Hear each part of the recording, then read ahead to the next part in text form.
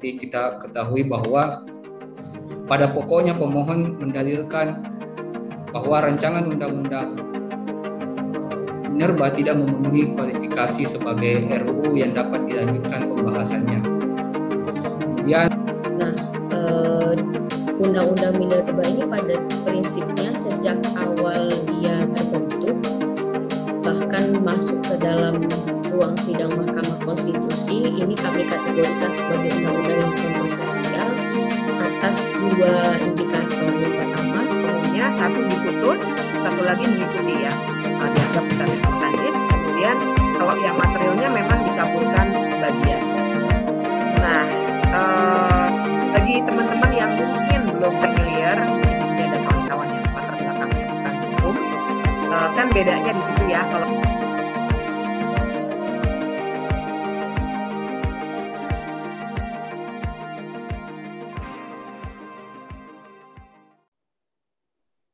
baik, terima kasih Mas Akmal. Semoga suara saya dapat terdengar dengan baik.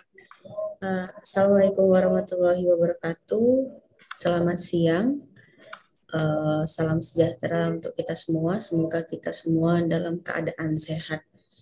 Pertama, terima kasih kepada teman-teman dari Pushep yang sudah melibatkan kami di dalam diskusi ini. Ini adalah pembahasan yang sigap seperti itu.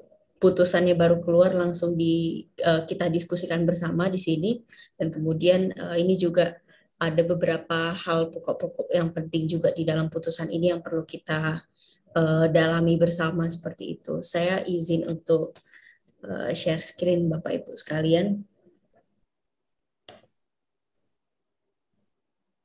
Nah, terkait dengan putusan pengujian formil dan material revisi Undang-Undang Minerba ini, saya akan membawa terlebih dahulu kepada pendataan kode inisiatif mengenai profil perkara pengujian Undang-Undang Minerba. Dalam pendataan kami sejak awal itu ada 6 perkara yang diajukan ke Mahkamah Konstitusi terkait dengan Undang-Undang Minerba revisi Undang-Undang Minerba tahun 2020 lalu.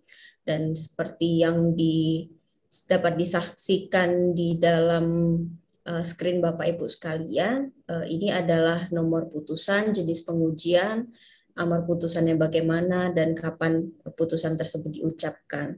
Nah, dari ke-6 putusan ini yang akan jadi fokus kita tentu putusan nomor 64 dan juga putusan nomor 60 berkaitan dengan pengujian formil dan juga pengujian material dari Undang-Undang Minerba. Nah, Undang-Undang Minerba ini pada prinsipnya sejak awal dia terbentuk, bahkan masuk ke dalam ruang sidang Mahkamah Konstitusi, ini kami kategorikan sebagai undang-undang yang kontroversial atas dua indikator. Yang pertama, sejak dalam proses pembentukan, ia sudah ditentang dan juga dikritisi oleh publik secara luas seperti itu. Banyak yang memberikan masukan, banyak yang memberikan peringatan dalam tanda kutip kepada DPR dan pemerintah untuk tidak mengesahkan undang-undang tersebut, apalagi melihat substansinya yang seolah memberikan karpet merah terhadap eksploitasi sumber daya alam untuk pihak-pihak tertentu seperti itu.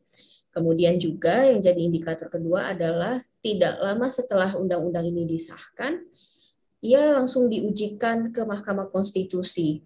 Jadi pengujian ini juga bisa kita sebut sebagai residu dari aspirasi publik atau kritik pihak-pihak yang concern terhadap hukum mineral dan juga pertambangan yang kemudian tidak dapat tersaring atau difilter dengan baik di ruang aspirasi legislatif seperti itu. Jadi inilah mengapa Undang-Undang Minerba bisa kita katakan sebagai undang-undang yang kontroversial.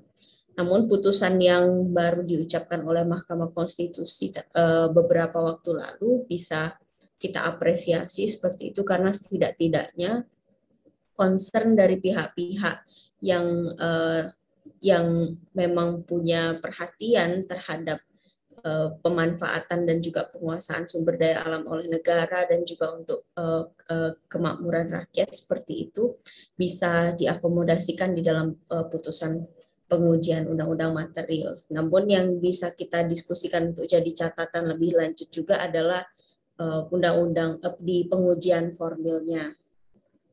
Nah, untuk pengujian undang-undang dari segi material, di sini kami memberikan catatan bahwa Mahkamah sejatinya memberikan pesan kalau pasal pemberian jaminan atau dalam tanda kutip karpet merah ini tidak sejalan dengan semangat penguasaan sumber daya alam oleh negara yang tujuannya adalah untuk sebesar-besarnya kemakmuran rakyat. Nah, selain itu, sebetulnya putusan Mahkamah Konstitusi itu tidak berhenti di sini. Pasca diucapkan di dalam sidang yang terbuka setelah ketok palu itu berarti memiliki kekuatan yang erga omnes seperti itu. Dia mengikat pemerintah, DPR dan juga para stakeholder lain yang terkait dengan undang-undang ini.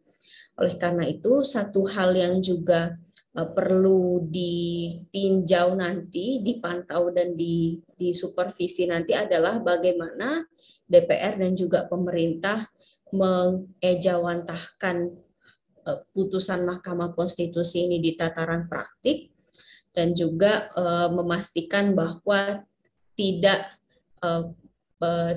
menggunakan norma yang lama, tetapi kalau misalnya sudah diterbitkan aturan-aturan pelaksana seperti itu, seperti peraturan pemerintah atau peraturan menteri, nah itu harus disesuaikan dengan putusan Mahkamah Konstitusi yang baru seperti itu. Nah, ini juga menjadi salah satu judicial order dari Mahkamah Konstitusi untuk melakukan penataan kembali seperti itu. Ini adalah pesan yang penting untuk harus segera ditindaklanjuti oleh pemerintah dan DPR. Ini juga penting karena pada praktiknya dalam pendataan kode inisiatif juga seringkali misalnya di level penormaan di level undang-undang itu sudah sejalan misalnya dengan putusan Mahkamah Konstitusi baik di dalam pertimbangan maupun di dalam amarnya. Tetapi kemudian di praktik atau di level aturan pelaksana itu tidak mencerminkan apa yang dikristalkan di dalam putusan Mahkamah Konstitusi. Nah, ini menjadi hal penting untuk digarisbawahi. Nah, kemudian untuk pengujian formil di sini banyak sekali catatannya. Tadi Bang Kurniawan sudah memberikan highlight tertentu seperti itu. Pada dasarnya masih ada juga yang perlu diapresiasi dari pengujian formil ini karena akhirnya ada 3 orang hakim yang menambah ruang dissenting opinion seperti itu untuk menyatakan bahwa proses pembentukan undang-undang minerba itu cacat formil. Kendati hanya satu hal saja yang ditembak oleh para hakim tersebut seperti itu. Kalau kita bandingkan dengan putusan sebelumnya di pengujian undang-undang KPK, di sana hanya ada hampir bulat keputusannya dan hanya ada 1 hakim seperti itu yang menyatakan dissenting opinion, yaitu hanya Hakim Konstitusi Wahidudin Adams. Nah, terlepas dari dissenting opinion tersebut, memang masih jadi catatan panjang untuk memperbaiki atau untuk mengevaluasi proses pembentukan undang-undang melalui ruang adjudikasi konstitusional ini. Karena yang sulit untuk kita tabrak adalah yang pertama pandangan formalistik dari hakim. Lagi-lagi di dalam putusan pengujian formil kita melihat hakim seolah-olah hanya sekedar mencocokkan dengan Undang-Undang 12 2011 dan juga 15 2019 seperti itu. Apakah rapat ini dilaksanakan begitu? Apakah mengundang ahli? Apakah kemudian ada sosialisasi? Kemudian ada catatan dokumennya kemudian hakim menyatakan kalau itu sudah dilaksanakan, tanpa kemudian melihat secara lebih mendalam lagi apakah pendapat-pendapat itu ternyata dipertimbangkan atau dielaborasikan lebih lanjut dalam memformulasikan rancangan undang-undangnya, atau apakah pendapat-pendapat masyarakat itu pendapat publik yang diklaim sudah disaring di forum-forum sosialisasi atau rapat dengar pendapat umum seperti itu, apakah sudah dipertimbangkan secara bermakna seperti itu. Ini yang masih jadi catatan, karena lagi-lagi seolah-olah hakim sebagai tukang checklist saja seperti itu, melihat apakah dokumennya ada atau tidak, apakah pelaksanaan kegiatan-kegiatan itu dilakukan atau tidak, seperti itu. Kemudian yang kedua, ini yang juga masih jadi masalah adalah tidak kontekstual, dan juga ini adalah catatan untuk baik pertimbangan yang menolak maupun pertimbangan yang dissenting seperti itu. Tidak kemudian mengaitkan dengan spirit nilai-nilai di dalam Undang-Undang Dasar 1945 seperti itu. Ini sebenarnya adalah satu hal juga yang pernah kami pertanyakan dan kami dorong ke Hakim Konstitusi, bahwa bagaimana hakim itu menggali spirit yang ada di dalam pasal 1 ayat 2 dan pasal 1 ayat 3 seperti itu. Yaitu bagaimana mengejawantahkan demokrasi dan mengartikan partisipasi publik di dalam naungan kedaulatan rakyat, dan juga bagaimana satu proses pembentukan undang-undang itu mencerminkan aspek-aspek negara hukum seperti itu. Nah, tetapi lagi-lagi nilai-nilai yang seperti ini yang tidak disinggung, bahkan digali lebih dalam oleh hakim seperti itu. Bahkan kalau kita lihat pembukaan pertimbangan hakim tentang pengujian formil, itu sudah dimulai dengan definisi dari pengujian formil terlebih dahulu, apa yang harus menjadi requirements atau yang bisa diujikan di dalam segi pengujian formil, tetapi tidak kemudian menyinggung sama sekali aspek-aspek konstitusionalitasnya, aspek-aspek yang ada di dalam Undang-Undang Dasar 1945 seperti itu. Nah, hakim juga tidak kontekstual karena tidak mengaitkan dengan upaya pencegahan COVID-19.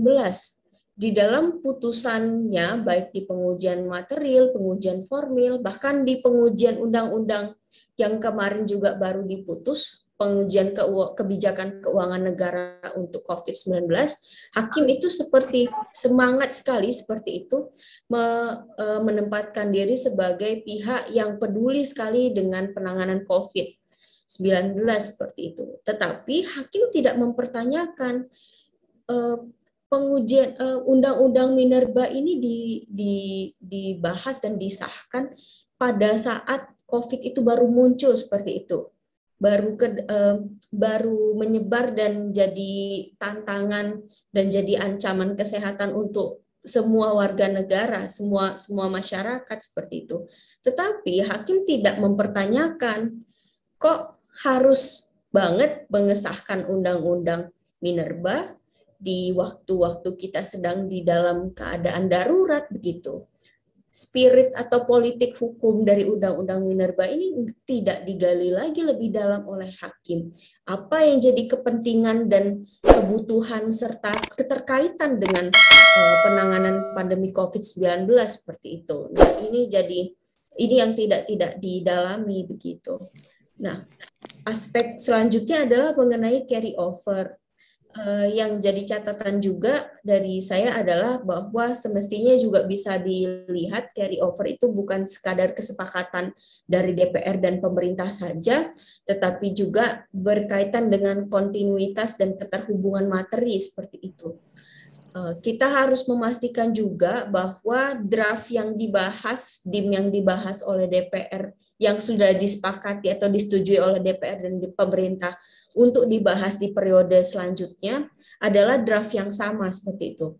Nah, untuk hal ini saya memang tidak bisa memastikan, tetapi keterhubungan materi saya rasa tidak disinggung sama sekali di dalam pertimbangan hakim, dan saya pikir ini juga perlu menjadi catatan supaya draft itu tidak antara persetujuan yang diberikan dengan draft yang dibahas di periode depan itu compatible seperti itu, tidak dengan draft yang tiba-tiba ada, tiba-tiba baru seperti itu, tapi mengklaim itu adalah carry over. Selanjutnya tentang pengambilan keputusan, ini juga yang agak janggal, seolah-olah hakim menjadi membenarkan bahwa pengambilan keputusan di pembicaraan tingkat 1 atau tingkat 2 itu cukup berdasarkan sepanjang persetujuan fraksi seperti itu. Nah, kalau berdasarkan persetujuan fraksi saja, bagaimana dengan quorum? Kemudian artinya aturan quorum ini sebenarnya tidak diperlukan begitu, karena fraksi sudah setuju, ya tinggal perwakilannya saja yang bilang kalau oh iya, perwakilan dari fraksi partai kami sudah setuju dengan undang-undang ini, jadi tidak perlu berbondong-bondong hadir di rapat seperti itu. Nah, ini juga implikasinya adalah menghilangkan hak suara dari tiap-tiap anggota DPR. Saya mengingat keterangan ahli Profesor Saldi Isra di pengujian Undang-Undang Mahkamah Agung di tahun 2009, Profesor Saldi menekankan bahwa masing-masing dari anggota parlemen itu memegang satu mandat konstituen seperti itu. Maka dia tidak bisa direduksi pengambilan keputusan ini hanya terbatas sebagai keputusan fraksi saja, tetapi harus makanya itu ada aturan quorum supaya si anggota parlemen bisa untuk kemudian menyampaikan apa yang dikehendaki oleh konstituennya seperti itu di ruang pembahasan undang-undang seperti itu. Nah, dan yang terakhir adalah yang kita juga perlu tekankan bagaimana untuk memastikan asas keterbukaan dan akses terhadap pembahasan undang-undang seperti itu.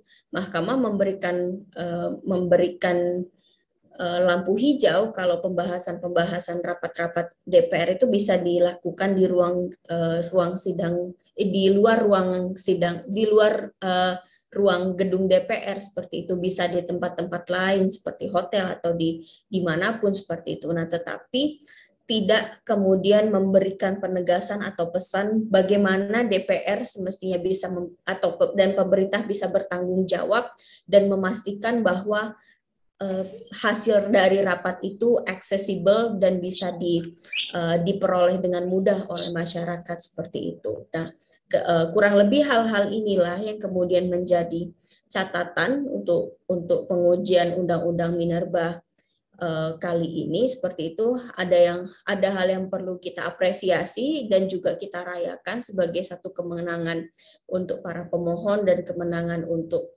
pengelolaan sumber daya alam seperti itu. Tetapi di sisi lain masih ada perjalanan panjang kita untuk dalam menggunakan ruang sidang Mahkamah Konstitusi sebagai forum mengevaluasi due process of lawmaking seperti itu. Ini masih jadi catatan besar untuk kita ke depan.